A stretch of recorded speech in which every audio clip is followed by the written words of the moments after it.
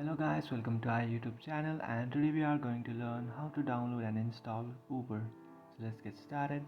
So to download and install your Uber application, what you can do is just open up your Play Store. After opening up your Play Store, in search bar you can search for Uber. After searching for Uber, here you can find this application. Now you just have to tap on install, and after tapping on install, your Uber application starts installing.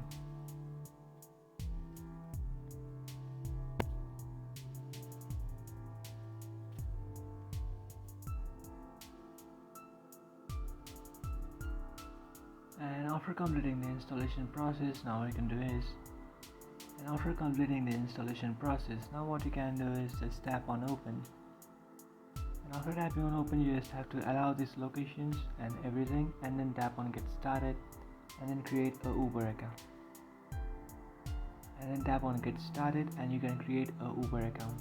So that's it guys, this is how to download and install Uber. If you find this video helpful, don't forget to like and subscribe to our channel. If you have any doubts, feel free to comment below.